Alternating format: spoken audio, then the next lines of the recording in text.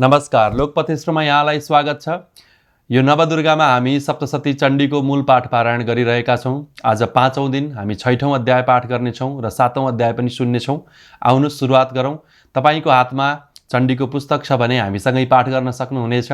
छैन भने तपाईँ सुनेर मात्रै भए पनि भक्ति या प्रेम प्राप्त गर्न सक्नुहुनेछ। सुरु गरौँ। ध्यानम्। ओम नागाधीश्वरविष्टरां फणिफणोत्तम सोरुरत्नावली भास्वद्देहलतां दिवाकरनिभां नेत्रत्रयोद्भासितां मालाकुम्भकपालनीरजकरां चन्द्रार्धचूडां परां सर्वज्ञेश्वरभैरवाङ्कनिलयां पद्मावतीं चिन्तये। ओम ऋषिरुवाच इत्याकर्णवचो दिव्या सदूतोमर्षपूरितः समाचष्ट समागम्य दैत्यराजाय विस्तरात्। तस्य दूतस्य तद्वाक्यम् आकर्ण्यासुरार्ततः सक्रोध प्राह दैत्यानाम् अधिपं धूम्रलोचनम्। हे धूम्रलोचनासु त्वं स्वसैन्यपरिवारितः तामानय बलाद्दुष्टां केशाकर्षणव्यूहलां तत्परित्राणदः कश्चिद् यदि वोत्तिष्ठते परः सहन्तव्यो मरो वापि यक्षो गन्धर्व एव वा। ऋषिरुवाच तेनाज्ञप्त्यस्ततः शीघ्रं स दैत्यो धूम्रलोचनः वृता षष्ट्या सहस्राणाम् असुराणां द्रुतं ययौ। सदृष्ट्वा तां ततो देवीं तुहिनाचलसंस्थितां जगादुच्चैः प्रयाहीति मूलं शुम्भनिशुम्भयोः। न चेत् प्रीत्याद्य भवति मद्भर्तारमुपैष्यति ततो बलान्नयाम्ये स केशाकर्षणव्यूहलां। देव्युवाच दैत्येश्वरेण प्रहितो बलवान् बलसंवृतः बलान्नयसि मामेव ततः किं ते करोम्यहम्।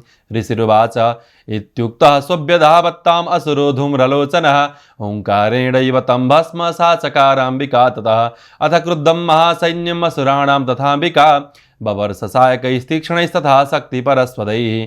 ततो द्युतशतः कोपात् कृत्वा नादं सुभैरवं पपातासुरसेनायां सिंहो दिव्या स्ववाहनः कांसित्करप्रहारेण दैत्यानास्येन चापरान् आक्रम्य चाधरेणान्यान् स जघान महासुरान्। केषाञ्चित् पाटयामास नखैकोष्ठानि केसरी तथा तलप्रहारेण शिरांसि कृतवान् पृथक् विच्छिन्न बाहु शिरसः कृतास्तेन तथा परे पपौ च रुधिरं कोष्ठादन्येषां द्युतकेसरः। क्षणेन तद्बलं सर्वं क्षयब्नीत्वा महात्मना तेन केसरिणा देव्या वाहनेनातिकोपना।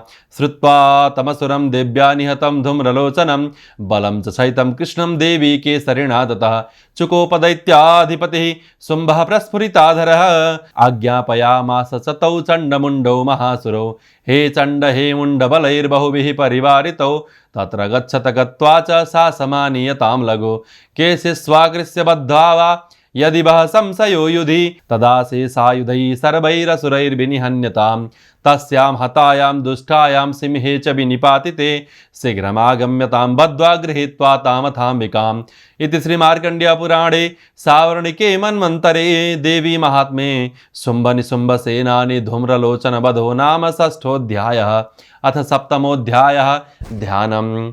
ओम ध्यायेयं रत्नपीठे सुककलपठितं शृण्वतीं श्यामलाङ्गीं न्यस्तैकाङ्ग्रीं सरोजे शशिसकलधरां वल्लकीं वादयन्तीं कल्लाराबद्धमालां नियमितबिलसच्चोलिकां रक्तवस्त्रां मातङ्गीं शङ्खपात्रां मधुरमधुमदां चित्रकोद्भासि भालाम्। ओम ऋषिरुवाच आज्ञप्तास्ते ततो दैत्याश्चण्डमुण्डपुरोगमाः चतुरङ्गबलोपेता ययुरभ्युद्यतायुधाः। ददृशुस्ते ततो देवीमीषदहासां व्यवस्थितां सिंहस्योपरि शैलेन्द्रशृङ्गे महति काञ्चने। ते दृष्ट्वा तां समादातुम् उद्यमं चक्रुरुद्यताः आकृष्टचापासिधरास्तथान्ये तत्समीपगाः। ततः कोपं चकारोच्चैरम्बिका तानरीन् प्रति कोपेन चास्या वदनं मसीवर्णमभूत्तदा भ्रुकुटीकुटिलात्तस्या ललाटफलकादृतं कालीकरालवदना विनिष्क्रान्तासि पासिनी विचित्रखड्वाङ्गधरा नरमाला विभूषणा द्वीपि चर्मपरिधाना शुष्कमांसाति भैरवा अतिविस्तारवदना जिह्वाललन भीषणा निमग्ना रक्तनयना नादापुरितदिङ्मुखा सा वेगेनाभिपतिता घातयन्ति महासुरान् सैन्ये तत्र सुरारीणामवक्षयत तद्बलम्।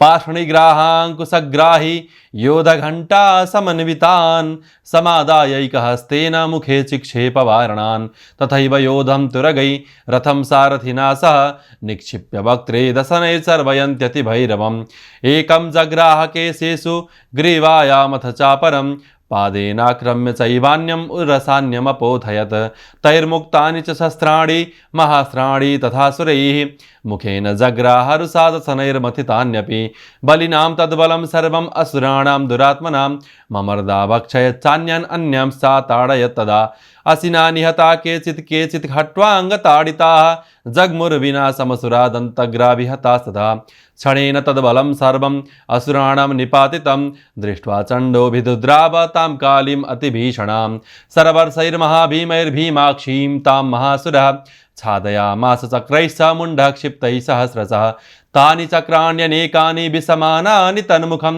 बभूर्यथार्कबिम्बानि सुबहूनि घनोदरम् ततो जहासातिरुषा भीमं भैरवनादिनी काली करालवक्त्रान्त दुर्दर्श दर्शनोज्ज्वला उत्थाय च महासिंहं देवी चण्डमदावत गृहीत्वा चास्य केशेषु शिरस्तेनास्यनाचिनत अथ मुण्डोऽभ्यधावत्तां दृष्ट्वा चण्डं निपातितं तमप्यपातयद भूमौ सा खड्गाभिहतं रुषा अथ शेषं ततः सैन्यं दृष्ट्वा चण्डं निपातितं शिरश्चण्डस्य काली च गृहीत्वा मुण्डमेव च प्राह प्रचण्डाट्टहासमिश्रमभ्येत्य चण्डिकां मया तवात्रोपरितौ चण्डमुण्डौ महापशु युद्धयज्ञे स्वयं शुम्भं निशुम्भं च हनिष्यसि ऋषिरुवाच तावानितौ ततो दृष्ट्वा चण्डमुण्डौ महासुरौ उवाच कालीं कल्याणी ललितं चण्डिकावचः यस्मात् चण्डं च मुण्डं च गृहीत्वा तम् उपागता चामुण्डेति ततो लोके ख्याता देवी भविष्यसि। ओं श्री मार्कण्डेय पुराणे सावर्णिके मन्वन्तरे देवी महात्म्ये चण्डमुण्डवधो नाम 7मोऽध्यायः।